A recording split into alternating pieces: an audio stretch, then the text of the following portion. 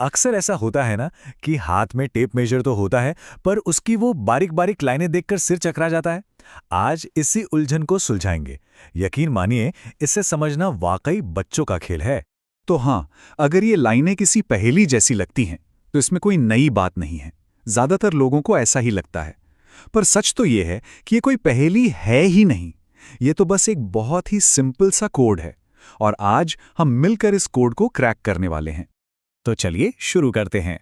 Tape major का आप कह सकते हैं सारा का सारा राज बस 1 इंच के अंदर छिपा हुआ है।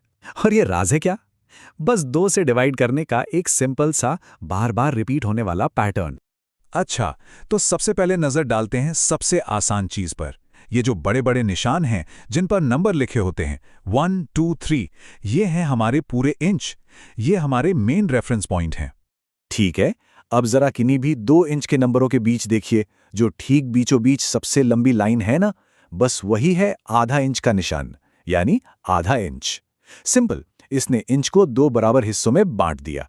अब आधा इंच वाली लाइन से जो थोड़ी सी छोटी लाइनें हैं, उन पर ध्यान दीजिए। ये हैं चौथाई इंच के निशान। ये 1 इंच को 4 बराबर हिस्सों में डिवाइड करते हैं। मतलब 1/4, फिर 2/4 जो असल में हाफ ही है, और फिर 3/4 इंच। चलिए अब थोड़ा और जूम इन करते हैं। अब जो हमें मीडियम साइज की छोटी लाइनें दिख रही हैं, वो हैं 8वें इंच के निशान। मतलब ये 1 इंच को 8 बराबर हिस्सों में तोड़ती हैं, जैसे 1/8, 3/8, 5/8 और 7/8। और फिर आती हैं सबसे छोटी, सबसे बारीक लाइनें। ये हैं 16वें इंच के निशान। इन्हीं से हमें सबसे सटीक, सबसे प्रिसाइज मेजरमेंट मिलती है। और हाँ, हर इंच में ऐसी पूरी 16 लाइनें होती हैं। तो एक बहुत ही सिंपल सा रूल याद रख सकते हैं। लाइन जितनी छोटी होती जाएगी, फ्रैक्शन में नीचे वाला नंबर उतना ही बड़ा होता जाएगा। यानी आधा इंच के लिए 2, चौथाई के लिए 4, 8वें के लिए 8 और 16वें के लिए 16। तो ठीक है, अब हमें निशानों का मतलब तो पता चल गया, पर असल में इनसे नापते कैसे हैं? चलिए अब इस ज्ञान को प्रैक्टिस में लाते हैं। और घबराइए नहीं, ये भी बहुत ही आसान है। किसी भी चीज को नापने के लिए बस 3 सिंपल स्टेप्स फॉलो करने हैं। पहला, जहां तक नापना है उससे ठीक पहले वाला पूरा इंच का नंबर ढूंढिए। दूसरा, उस नंबर के बाद वाली छोटी लाइनों को गिन लीजिए। और तीसरा, जो फ्रैक्शन बने उसे सिंप्लीफाई कर दीजिए। बस। चलिए इसको एक उदाहरण से समझते हैं तो और भी क्लियर हो जाएगा। मान लेते हैं कि हम किसी चीज को नाप रहे हैं और वो 3 इंच के निशान से थोड़ी आगे तक जा रही है। तो स्टेप 1 क्या था? पूरा इंच ढूंढना। वो हमें मिल गया 3 इंच। अब स्टेप 2, 3 इंच के बाद की सबसे छोटी लाइनों को गिनना। चलिए मान लेते हैं कि हमने गिना और वो 10 लाइनें निकली। अब क्योंकि हम जानते हैं कि सबसे छोटी लाइन 16वें हिस्से की होती है और हमने 10 लाइनें गिनी हैं, तो हमारा फ्रैक्शन क्या बना? बिल्कुल सही, 10/16, यानी 10/16। अब आता है हमारा फाइनल तीसरा स्टेप।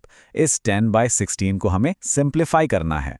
हम देख सकते हैं कि 10 और 16 दोनों 2 से डिवाइड हो सकते हैं, तो ये बन जाएगा 5/8। तो हमारा पूरा इंच था 3 और फ्रैक्शन आया 5/8। तो फाइनल मेजरमेंट क्या हुई? 3 और 5/8 इंच। है ना एकदम आसान। बहुत बढ़िया, अब बेसिक तो एकदम क्लियर हो गए हैं। तो चलिए अब कुछ ऐसी टिप्स देखते हैं जिनसे किसी प्रो की तरह फटाफट और बिल्कुल सटीक मेजरमेंट लिया जा सकता है। देखिए, स्पीड बढ़ाने के लिए सबसे अच्छा तरीका है कि 1/4, 1/2 और 3/4 जैसे कॉमन फ्रैक्शन को याद ही कर लें। देखते ही पता चल जाना चाहिए। जब लंबी दूरी नाप रहे हों तो हर 12 इंच पर बने फुट के निशान यानी 1F या 2F पर नजर रखें। और हाँ, अगर कभी भी कोई कंफ्यूजन हो जाए तो हमारा पुराना तरीका तो है ही, बस सबसे छोटी लाइनें गिनिए और फ्रैक्शन को सिंप्लीफाई कर दीजिए। ये रूल कभी फेल नहीं होगा। तो देखा हमने, जो चीज पहले लाइनों का एक उलझा हुआ जाल लगती थी, वो अब कितने क्लियर और लॉजिकल लग रही है। अब हमें पता है कि हर एक लाइन का एक खास मकसद है। तो अब जब ये सिंपल सा टूल कोई रहस्य नहीं रहा, अब जब ये हमारे हाथ में है, तो सवाल ये है कि सबसे पहले क्या बनाया जाएगा। सोचिए, इस नई स्किल से क्या क्या मुमकिन है।